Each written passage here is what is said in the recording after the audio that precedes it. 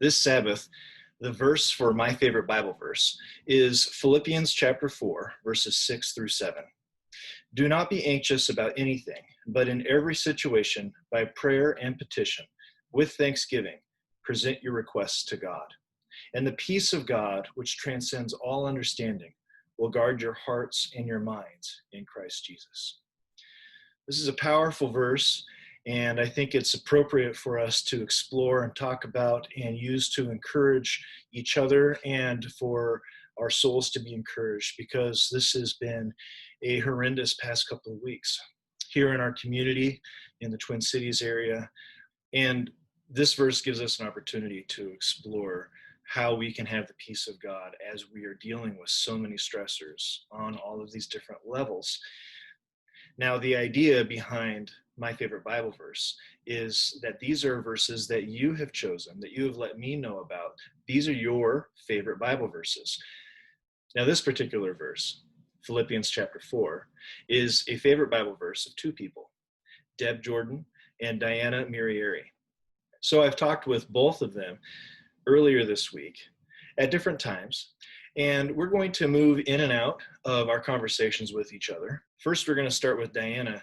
Now, Diana is currently attending classes. She is working towards her undergraduate degree, and she's also working in home care, giving assistance to people who are homebound and providing companionship and taking care of their needs while they are in their homes. So we start this conversation this morning with Diana.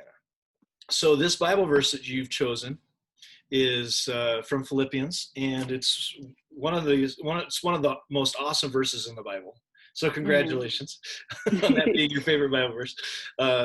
Do not be anxious about anything, but in every situation, by prayer and petition, with thanksgiving, present your requests to God, and the peace of God, which transcends all understanding, will guard your hearts and your minds in Christ Jesus. It's a powerful verse, and it just has so much promise in it. But tell me a little bit about like why that has become your favorite Bible verse. I feel like when 2020 started, there's like lots of things that were happening and stuff like that. And then like I think when it became like Kobe Bryant, when he passed away, and like how sad and tragic like that was, it kind of like it scared me in a way, like, oh, like literally anything could happen. You don't know when like someone's last day is going to be.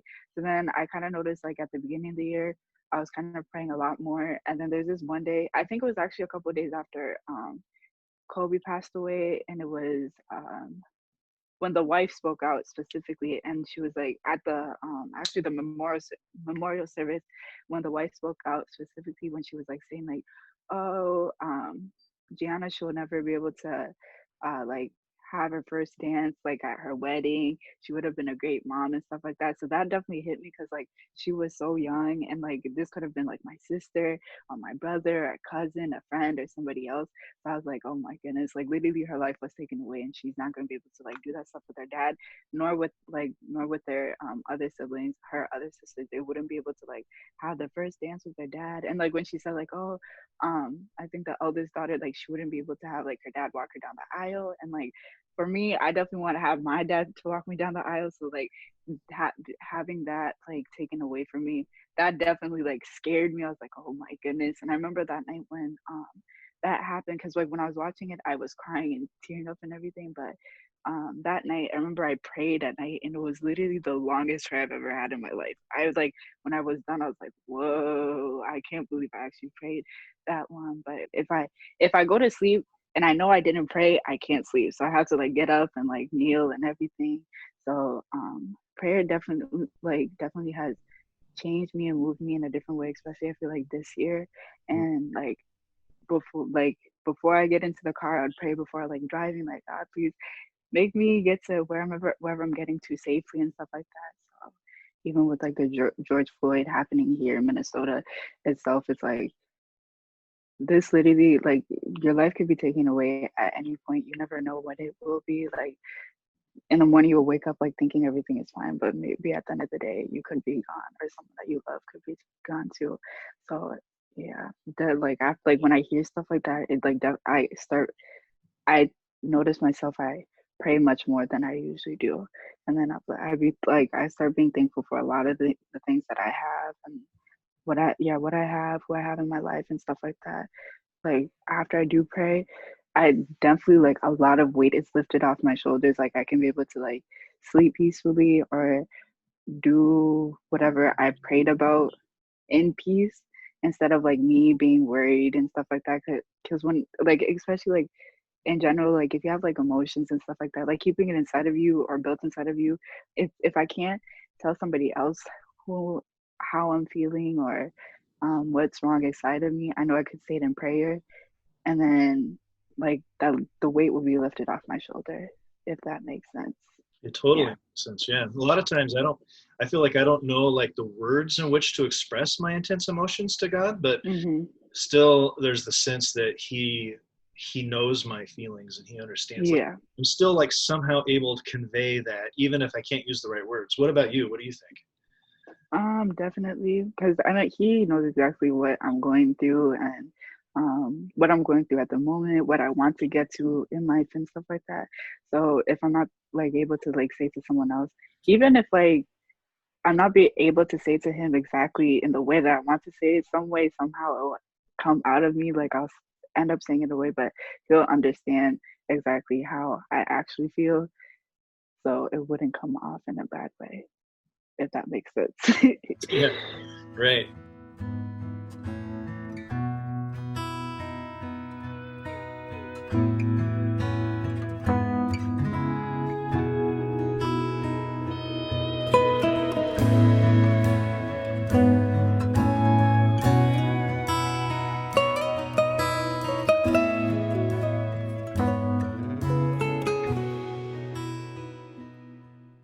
I also talked with Deb Jordan earlier this week about this verse, Philippians chapter 4.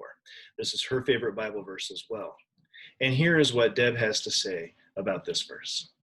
So sometimes when I start spinning about stuff, and then I'll just say, Jesus, just please help me trust you, and start thanking him for stuff. Mm-hmm. And then I think I can always come back later, since like I said, I do a lot of this at night.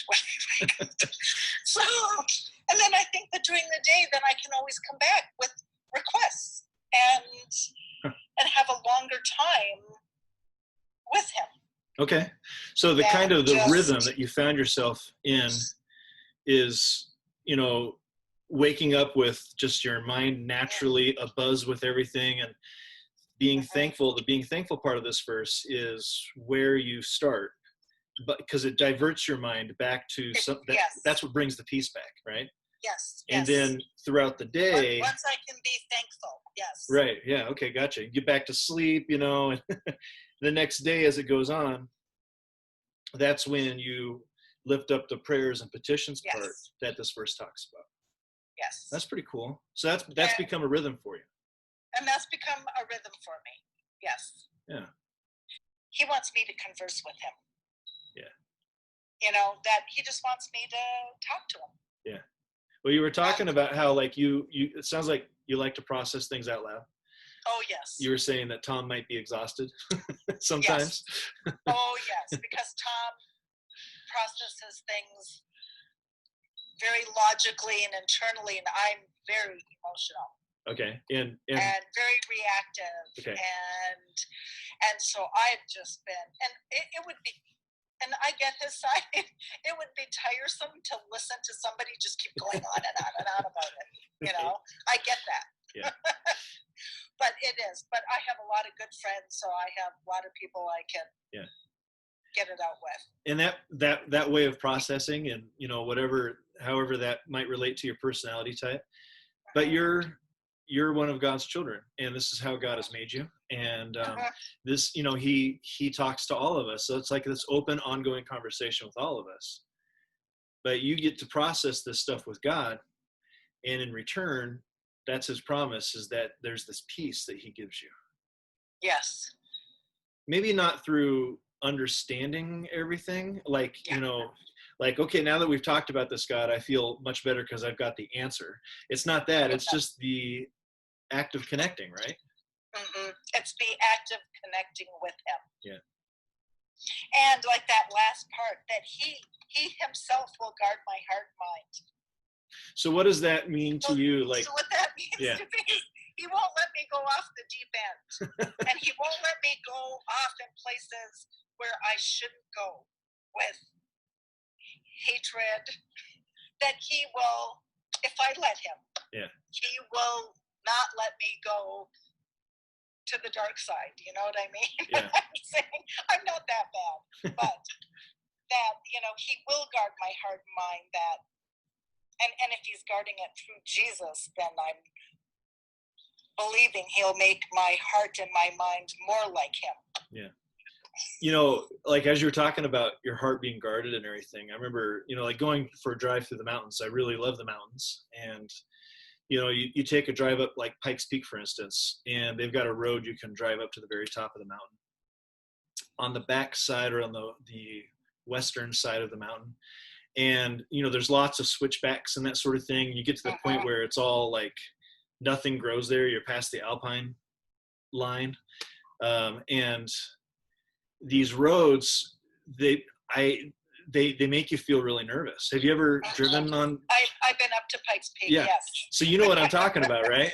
Yes. And when you're the passenger of the car, it's worse, right? Exactly. Yeah. Because you're on the edge of that road, looking down, and like you can't really see the edge of the road from where you're sitting in the car a lot of times.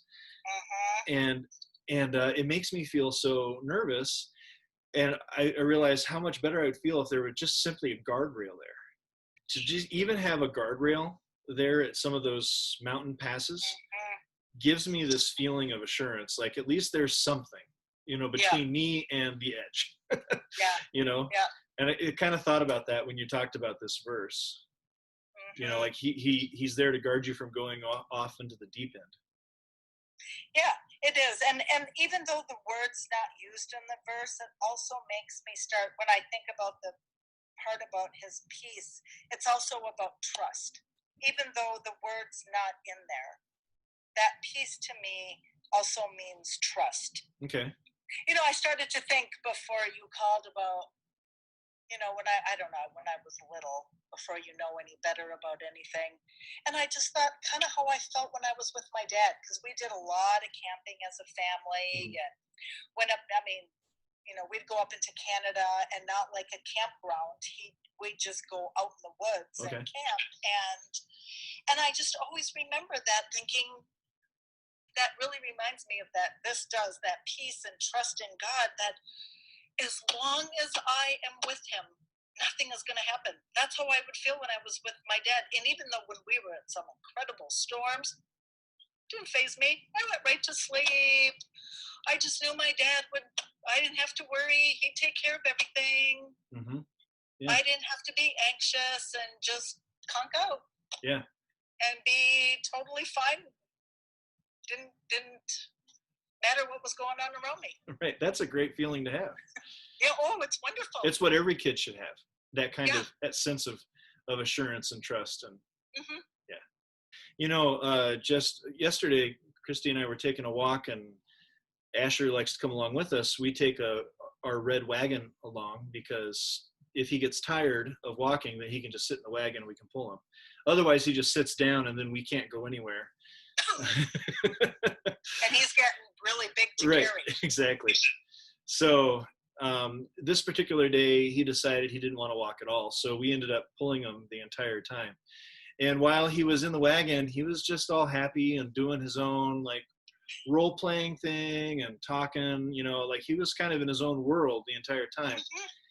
And I was like, you know, I really enjoyed that time when I was, like you were saying, when I was a kid, and you didn't have to worry about anything, you know. And nothing.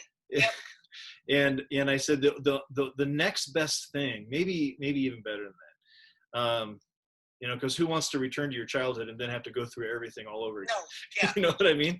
But like maybe the next best thing to not having that in your life anymore that you had when you were a little kid is to have a little kid yourself. And to see them enjoying that kind of experience, having that kind of, you know, that level of trust and security and everything. And you're the one that's providing that. You're the one. Yeah. That scares me to death, Right. you know, and that keeps me up at night, but at least that's not keeping him up at night. You know what I mean? And you think too, and it doesn't keep God up at night. That's Yeah. what he wants. I think that's what he wants to do for us. He wants to guard our hearts and minds and give us that peace. Yeah. You know?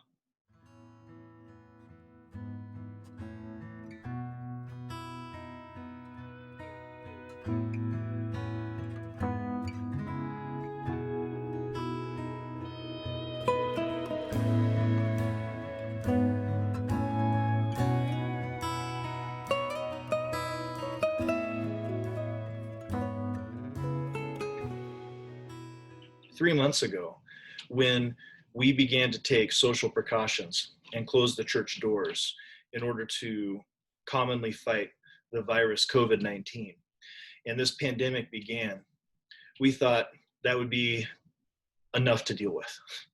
But in the last couple of weeks, we realized that we are also fighting another virus, a virus of the soul and mind, the virus of racism, the virus of systemic racism in our society, and in a lot of different levels, particularly law enforcement.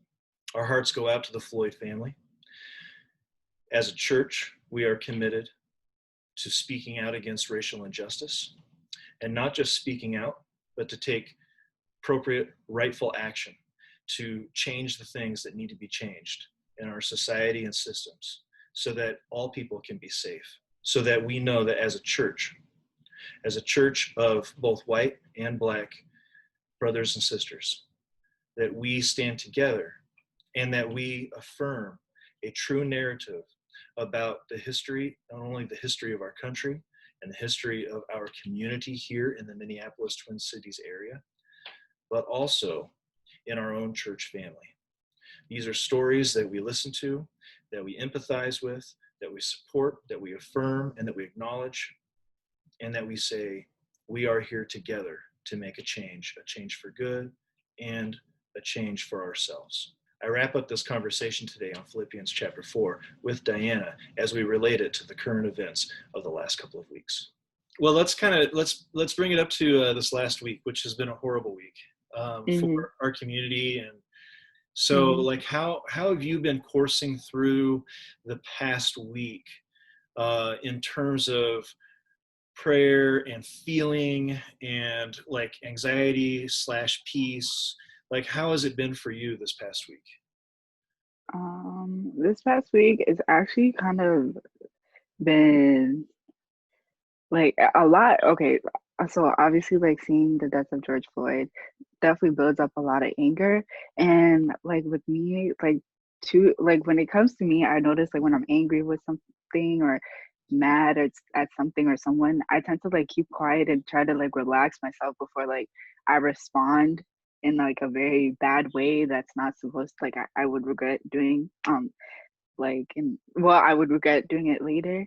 And I remember I was looking at I was reading the Bible, because definitely going to like the Bible kind of helps me relieve a lot of the anger or stuff that like emotions that I have stuck in, like the emotions that I have within myself. And I remember I was reading verse Ephesians 4:26 and through verse 27, and basically it says, "Be angry without sinning. Don't let the sun set on your anger. Don't provide an opportunity for the devil."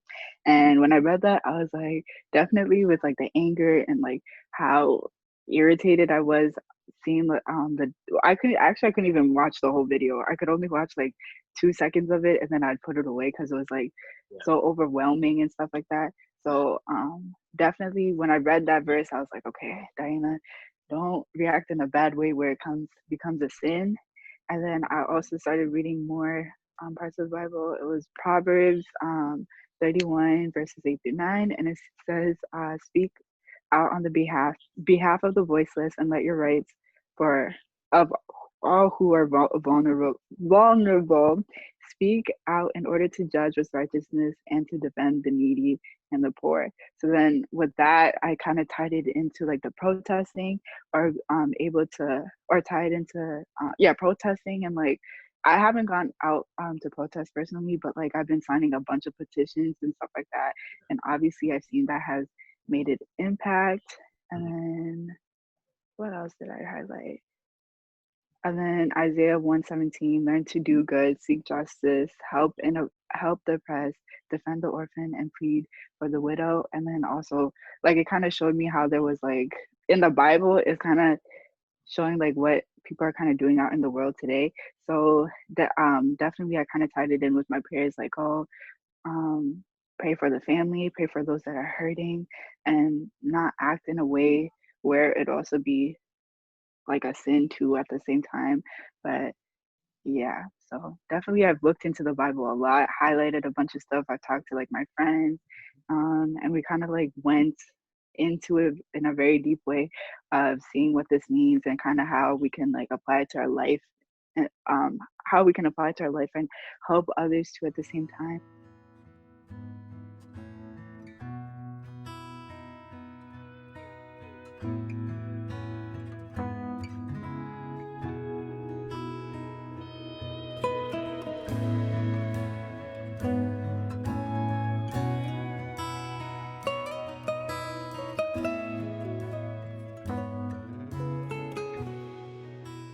But the Bible really, is there for you, like as you're going through the Bible and talking to God about this, how you're feeling and about everything going on. You find like the validations in Scripture for why this is an injustice, why things need to change. That the Bible's not like saying, just wait till you get to heaven, everything will be fine. Yeah. There's nothing you can do now. It's not saying that, right? It's like saying, these are the avenues for right action, and that's pretty cool. Yeah. To know that God is channeling, we're able to channel our feelings towards a direction that God is saying, this is important. Yeah. Going back to the verse, don't be anxious about anything, but in everything, it says, present your requests to God with thanksgiving. And so like that element right there of presenting your requests to God with thanksgiving, like, especially when it comes like this last week and like you're talking about anger that you're feeling and how to direct that in the right way. Yeah. Like how does that, what about that aspect of Thanksgiving? How do you think that's working, or what do you think that means in terms of like how you've been talking to God lately? The Thanksgiving part, definitely I'm kind of trying to look into that part, because obviously like this is such a big tragedy. It's kind of like hard to like find the Thanksgiving aspect in this whole situation. I feel like for me personally, it will take time to find that part, but it's definitely, I could find it better now than I did beforehand, because since there's like lots of anger that was within like, well, with the whole tragedy that happened. So like I feel like, I mean, I think a lot of people could relate, but when something bad happens, it's kind of like hard to see like, why did this happen? And then people are like, why God? Like like why? Well, a lot of people tend to ask why a lot. So I definitely was asking myself like, why? But I think it will, for me personally, it will take time for me to find that Thanksgiving. I haven't found it yet, but I think now if I continue reading the Bible more and then like having the discussions with my friends that I do have it with, I will be able to find it in a way. But how so far I can see is how that there's obviously like the all of the officers that were on that were there, they've been arrested. There's been like a lot of other cases have kind of been reopened, and people have been talking a lot more about it, not just like a small group of people, everyone around the world. I seen something on the news saying like every state in the US has protested about George Floyd. And obviously like there's been a lot of good things that have came out of it. It was sad that a life had to be taken away because of it, but also that I can like the community has came together and stuff like that. So I've also seen like great things that have happened because of that. So I could say that is the Thanksgiving part, but I think I need like more of something Yeah. deeper than that. But Yeah, that's a great way to look at it, because it's still something that's in process, and I think it yeah, reveals that our conversations with God are not like formulas, or hmm, like every time you pray, you don't have to say, thank you, God, for this, or look for the silver lining in the cloud, so to speak, yeah, because that Thanksgiving aspect will come out in the longer conversation with God. And it's hmm, kind of like, when we talk to God, it's not like, it's like in between times we're just on hold with him rather than individual yeah, separate, you know what I mean? Like yeah, like he's still with us even when we're hmm, not overtly praying. hmm, And there's ways in which for our conversation with God to continue on. It's like it just takes different. Sometimes we're verbally talking to him, other times we're mentally processing with him, other times we're just feeling, and hmm, other times we're listening, and yeah, yeah, so just right now is not necessarily the time for, like, okay, let's talk about all the things we can be thankful for. Right now is the time yeah, for healing other things that are yeah, important. And the Thanksgiving part is part of the conversation, but maybe a little bit further down the road, yeah, that kind of thing. yeah, Yeah. definitely. That's a pretty cool way to look at it. I like that Hmm. perspective.